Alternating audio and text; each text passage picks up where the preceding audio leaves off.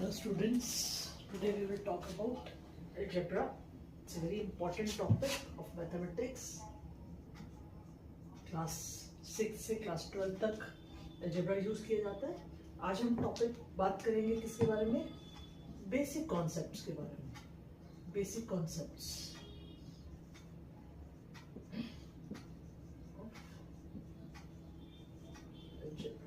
Algebra होता क्या है?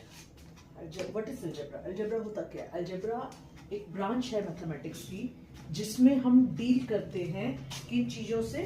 हम डील करते हैं X Y Z. These are some variables जिनसे हम डील करते हैं. ये कुछ अननोन नंबर्स होते हैं. ये कुछ अननोन नंबर्स होते हैं जिनको हम इसमें यूज करते हैं. अब अगर मैं बात करूं कि अलजेब्रा होता यहाँ यूज कैसे होता है, ठीक, तो सबसे पहले हम बात करते हैं कि हमारा अलजेब्रा जो है इसके कुछ की कंपोनेंट्स होते हैं. तो इसके जो की कंपोनेंट्स होते हैं वो क्या होते हैं? First is variables. वेरिएबल्स क्या होते हैं? Variables are X Y Z और एनी अल्फाबेट. एनी अल्फाबेट, ठीक है. ये अननोन नंबर्स होते हैं.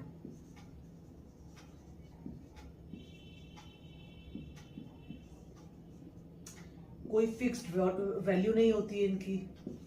Has no fixed values. ठीक है. जैसे कि अगर मैं बात करूं टेम्परेचर ऑफ अ प्लेस, कभी भी फिक्स नहीं रहता है. सुबह कुछ, दोपहर को कुछ, शाम को कुछ होता है. दूसरा कंपोनेंट क्या होता है? अगर मैं दूसरे कंपोनेंट की बात करूं, दैट इज कांस्टेंट. अब कांस्टेंट क्या चीज होती है? ये फिक्स्ड वैल्यू होती है. कांस्टेंट क्या चीज होती है? It's a fixed value. किसी भी चीज की अगर एक फिक्स्ड वैल्यू है, तो जैसे कि 3, 4, 5, 1 डजन, ठीक है, इनकी एक फिक्स्ड वैल्यू होती है. और मंथ्स ऑफ एन ईयर,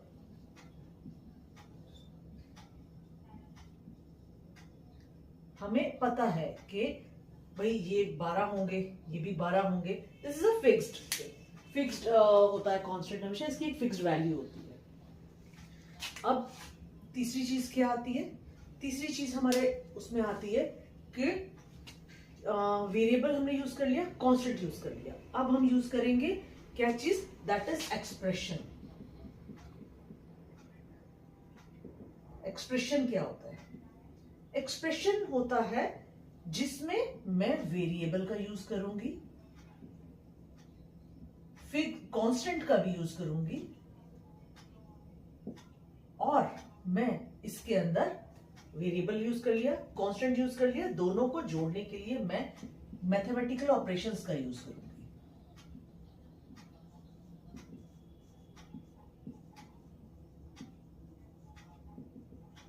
अब मैथमेटिकल ऑपरेशंस क्या चीज होती है? मैथमेटिकल ऑपरेशंस होते हैं नॉर्मल, जैसे हम प्लस करते हैं, माइनस करते हैं, मल्टीप्लिकेशन करते हैं, etcetera etcetera. These are mathematical operations. हमने मैथमेटिकल ऑपरेशंस की बात की.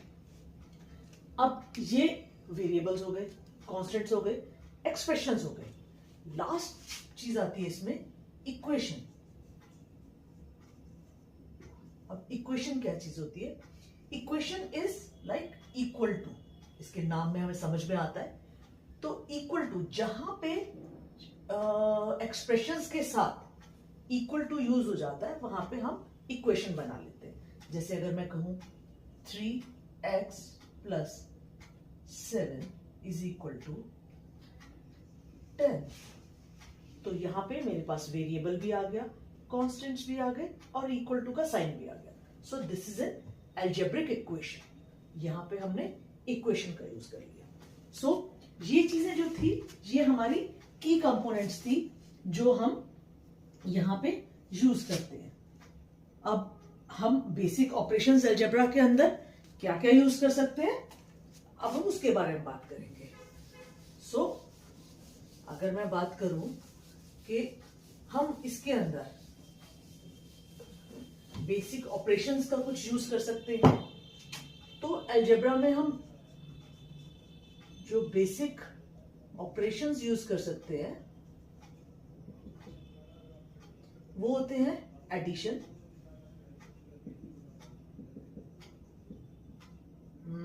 सब्ट्रैक्शन,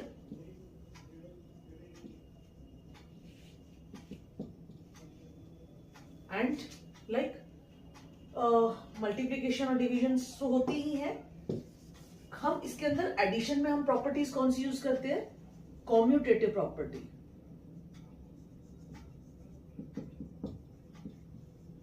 आप सबने कॉम्यूटेटिव प्रॉपर्टी के बारे में सुना होगा कि क्या होती है कॉम्यूटेटिव प्रॉपर्टी। कॉम्यूटेटिव प्रॉपर्टी होती है जहां पे हमारा ऑर्डर मैटर नहीं करता एडिशन या मल्टीप्लिकेशन के लिए। ठीक है, एडिशन के लिए भी और मल्टीप्लिकेशन के लिए हमने किसी चीज को किस ऑर्डर में रखा है। भाई मैंने कहा कि a plus B is always equal to B plus A, चाहे मैंने a को पहले रखा चाहे मैंने b को पहले रखा, सो कोई फर्क नहीं पड़ेगा। That is called commutative property. This is for addition. Similarly, for multiplication, I can say like that a into b is equal to b into a. We change the order and there is no difference in it. तो ये multiplication के under हो जाएगी। But अगर मैं बात करूं commutative property की, ये सब्ट्रैक्शन में पॉसिबल नहीं है और ना ये डिवीजन में पॉसिबल है। दोनों में कॉम्यूटेटिव प्रॉपर्टी नहीं लगेगी। अलजेब्रा के अंदर हमने सब्ट्रैक्शन की, एडिशन की, सब्ट्रैक्शन की। एडिशन के अंदर हमने इसमें मल्टीप्लिकेशन और डिवीजन भी की।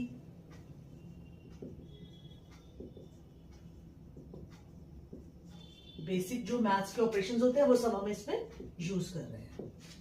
कॉम्यूटेटिव प्रॉपर्टी किसके अंडर काम करती है? हमको पता है एडिशन और मल्टीप्लिकेशन के अंडर काम करती है।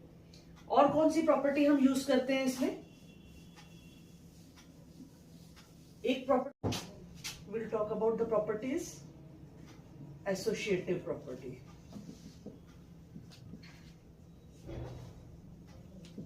एसोसिएटिव प्रॉपर्टी कौन सी होती है? मैंने अगर कहा a plus B plus C is always equal to a plus B plus C, same is a plus C plus B. हमने इनका ऑर्डर चेंज कर दिया बट हमें इसकी उस पर कोई फर्क नहीं पड़ता। ठीक है, तो ये हमारी एसोसिएटिव प्रॉपर्टी हो गई। इसके बाद एक हमारी होती है distributive property.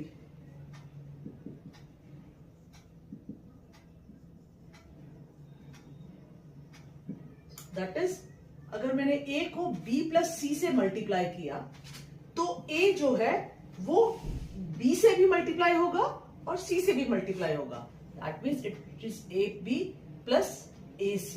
This is our distributive property. इसके बाद एक प्रॉपर्टी आती है that is additive, that is identity. Identity property में क्या होता है? अगर मैं अंडर एडिशन बात करूं, अगर मैं एडिशन की बात कर रही हूं तो आइडेंटिटी क्या होती है? a में अगर मैं जीरो जो ऐड करूं तो a खुद होगा। किसी भी नंबर के अंदर अगर हम जीरो ऐड करते हैं तो नंबर इटसेल्फ हमारे पास हमेशा आता है। अब हम बात करेंगे हमारे पास किस टाइप के क्वेश्चंस हम इस चैप्टर में सॉल्व करेंगे। हम क्वेश्चंस देख लेते हैं कि हम किस तरह के क्वेश्चन सॉल्व करेंगे। सबसे पहले हमारे पास क्वेश्चंस आएंगे जो फ्रेजल फॉर्म में लिखे हुए होंगे। जैसे कि अगर मैंने कहा the sum of x plus 3, the sum of x and 3, तो हम इसको कैसे लिखेंगे? सिंपल, सम का मतलब है एडिशन, x प्लस 3। हमने इस फ्रेज को एक्सप्रेशन की फॉर्म में लिख दिया। 3 मोर देन, इसको और ऐसे भी लिख सकते हैं, 3 more than a number x। तो ये भी ऐसे लिखा जाएगा कि x में 3 मैंने ऐड कर दिया। अब मैंने एक अगला लिखा increase x by 4, increase x by 4, that means x plus 4। अगला है x added to the sum of y and 4. Now x को ऐड करना है किसमें? सम ऑफ y एंड 4 में। तो x को मैंने ऐड किया किसमें? y और 4 के सम में। मैं इसको ऐसे भी लिख सकती हूं, मैं इसको ऐसे भी लिख सकती हूं। तो इस तरह के सवाल पहले आएंगे इसके अंदर, हमने जो इनको ऐड किया। अब अगला सवाल हम कुछ उस तरह के देखते हैं कि और फ्रेजल फॉर्म में हमारे क्वेश्चंस कैसे आ सकते हैं। 5 less than a number, 5 less than a number y, तो हम इसको क्या लिखेंगे? 5 less than a number y, यानी कि y में से 5 सब्ट्रैक्ट करना है। यहां पे ध्यान देना है कि 5 लेस है y से, तो हमें y में से 5 लेस करना है, ना कि 5 में से y। इस चीज का ध्यान रखना है। Subtract 4 from x। अब हमेशा हम सब्ट्रैक्शन में क्या ध्यान रखते हैं? फ्रॉम के बाद वाला नंबर हमेशा पहले लिखा जाता है। That means x minus 4। अगर ये ऐसे होता सब्ट्रैक्ट x फ्रॉम 4, तो हम क्या लिखते? 4 को पहले लिखते, यानी कि 4 माइनस x। ये चीज ध्यान देने वाली है कि फ्रॉम के बाद जो भी नंबर होगा सब्ट्रैक्शन में वो पहले लिखा जाएगा। 4 फ्रॉम x, 4 को x में से 4 को घटाना है, जबकि यहां पे है x को 4 में से घटाना है, तो यहां पे 4 पहले आएगा। ये बात समझ में आई? अब आता है एक और क्वेश्चन देख लेते हैं। Decrease the sum of x and y by z। Decrease the sum of x and y from z। अब पहले तो x एंड y का सम क्या होगा? सम ऑफ x एंड y क्या होगा? That is x plus y। अब मुझे ये सम मेरे पास आ गया, अब इसको सब्ट्रैक्ट किस में से करना है? From z। तो फ्रॉम के बाद z है तो z पहले आ जाएगा, तो दैट इज z माइनस सब। अब ये ब्रैकेट में रहेगा, क्योंकि अगर मैं ऐसे लिखूंगी तो ये गलत है। हम इसको, क्योंकि सम पूरा का पूरा ये बना है मेरा, तो इसको मैं हमेशा ब्रैकेट में लिखूंगी। That means z minus x plus y. z में से मैंने x और y के सम को सब्ट्रैक्ट कर दिया। ठीक, तो इस तरह के हमारे कुछ सवाल आएंगे जो कि हम एडिशन और सब्ट्रैक्शन के फ्रेजेस को उनकी एक्सप्रेशंस में कन्वर्ट करेंगे। यहां पे हम सिर्फ एक्सप्रेशंस में कन्वर्ट कर रहे हैं उनको, जो फ्रेजल फॉर्म में हमें दिए हुए हैं। सेम फंक्शंस, मैथमेटिकल ऑपरेशंस जो हमने एडिशन के लिए किए थे, सेम मल्टीप्लिकेशन के लिए भी यूज होते हैं। जैसे कि हमने सबसे पहले कहा था कॉम्यूटेटिव होता है। कॉम्यूटेटिव में क्या हो जाएगा कि हमारा, अगर मैं मल्टीप्लिकेशन के अंडर ले रही हूं तो क्या हो जाएगा? मैंने कहा x into y is equal to y into x. That is our commutative property. Similarly associative property की अगर मैं बात करूं तो एसोसिएटिव प्रॉपर्टी क्या हो जाएगी? ए बी इंटू में सी, इसको मैं a इंटू में बी सी भी लिख सकती हूं, ए सी इंटू में बी भी लिख सकती हूं, और ए बी सी भी लिख सकती हूं। एसोसिएटिव प्रॉपर्टी है, ऑर्डर का फर्क नहीं पड़ेगा, under multiplication only, not under division. इसके बाद मेरे पास आइडेंटिटी क्या आती है? मल्टीप्लिकेशन की आइडेंटिटी हमने पहले एडिशन की आइडेंटिटी की थी, उसमें हमने 0 ऐड किया था ताकि नंबर इटसेल्फ आए। आइडेंटिटी का मतलब ही यही है कि कोई भी मैथमेटिकल ऑपरेशन लगाने के बाद अगर नंबर इटसेल्फ हमारे पास आता है, that is called the identity of that operation. हमने पहले आइडेंटिटी एडिशन की थी, उसमें हमने 0 ऐड किया तो नंबर इटसेल्फ आया। अब हमें एक ऐसा नंबर चाहिए जो हम मल्टीप्लाई करें तो नंबर इटसेल्फ आए, दैट मींस हम 1 से मल्टीप्लाई कर सकते हैं। So any number multiplied by 1 is number itself. So this is multiplicative identity. So one is called, multiplicative identity।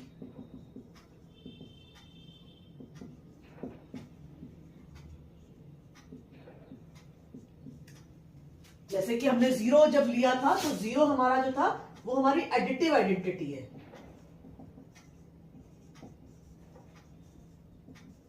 क्योंकि जब ये हमने एडिशनल ऑपरेशन के अंडर काम किया था तो जीरो के किसी भी चीज में अगर हम एडिशन करते हैं जीरो का तो नंबर इटसेल्फ आता है। इसी तरह से मल्टीप्लिकेशन में हम 1 से किसी भी नंबर को मल्टीप्लाई करेंगे तो नंबर इटसेल्फ आएगा। So this is your identity. आगे देख लेते हैं।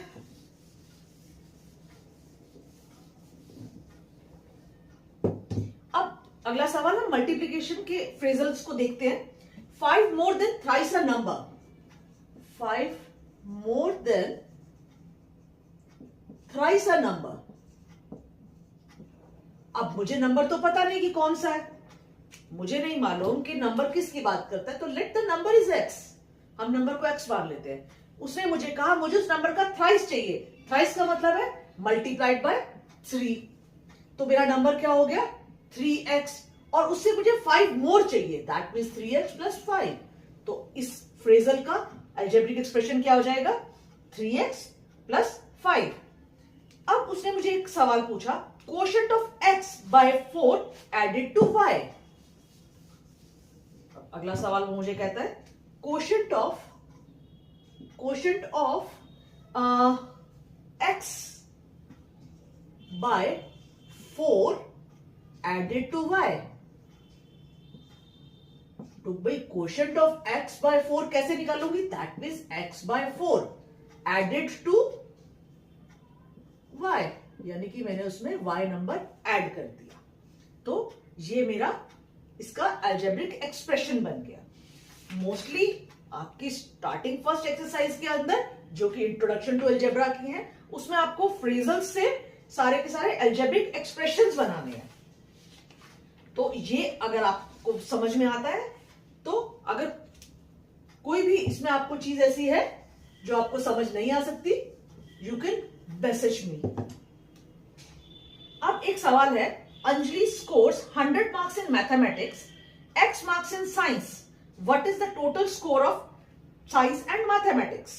भाई अंजलि का टोटल स्कोर कितना है, टोटल स्कोर जो है दैट इज 100। किसमें, मैथ्स में। साइंस में कितना है,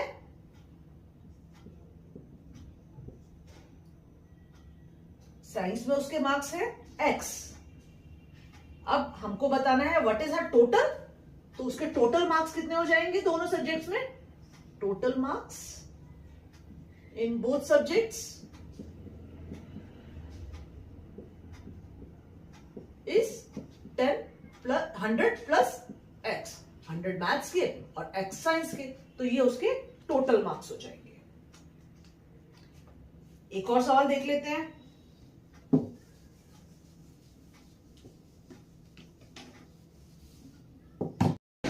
एक और क्वेश्चन देख लेते हैं। John covers